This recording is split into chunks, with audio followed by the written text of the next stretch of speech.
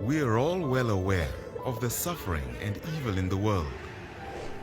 Horrific suffering, unspeakable evil.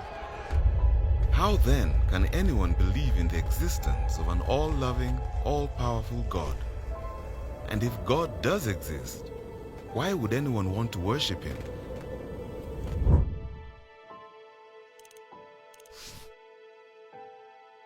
Epicurus framed the logical problem of suffering and evil like this. If God is willing to prevent evil but not able, then He is not all-powerful. If He is able to prevent evil but not willing, He is not good. But if He is both willing and able, how can evil exist? And if He is neither able nor willing, then why call Him God? In other words, it's logically impossible for God and suffering to both exist. But we know full well that suffering exists. Therefore, God does not. Is this a good argument? Let's look at it more closely. Are these two statements logically inconsistent? No.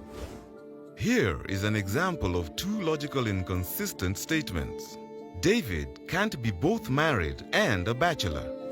But there is no explicit contradiction between these two statements. So there must be hidden assumptions behind this argument that would bring out the alleged contradiction.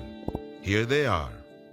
If God is all-powerful, He can create any world He wants. And if God is all-loving, He prefers a world without suffering. So, if an all-powerful, all-loving God exists, it follows that suffering does not exist. Since suffering obviously does exist, the atheist concludes that God must not exist. But are the atheist's two hidden assumptions necessarily true? Consider the first assumption. Can God create any world He wants?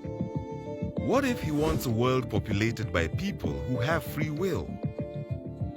It's logically impossible for God to force someone to freely choose to do good. Forcing free choices is like making a square circle. It's not logically possible. It's not that God lacks the power to perform the task. It's that the supposed task itself is just nonsense. So, it may not be feasible to create a world populated by people who always freely choose to do what is morally good. So the first assumption is not necessarily true. Therefore, the argument fails. And what about the second assumption? Is it necessarily true that God would prefer a world without suffering? How could we possibly know this? We all know of cases where we permit suffering in order to bring about a greater good. If it's even possible that God allows suffering in order to achieve a greater good, then we cannot say this assumption is necessarily true. For the logical problem of suffering to succeed, the atheist would have to show that it's logically impossible that free will exists, and that it's logically impossible that God has good reasons for permitting suffering. This burden of proof is too heavy to bear. It's quite possible that God and suffering both exist. This is why philosophers, even atheist philosophers, have given up on the logical problem of evil. We can concede that the problem of evil does not, after all, show that the central doctrines of theism are logically inconsistent with one another. Some philosophers have contended that the existence of evil is logically inconsistent with the existence of a theistic God. No one, I think, has succeeded in establishing such an extravagant claim.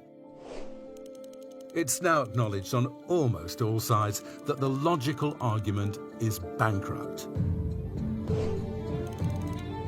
But this is hardly the end of the discussion. We still need to explore the probability version of the problem of evil.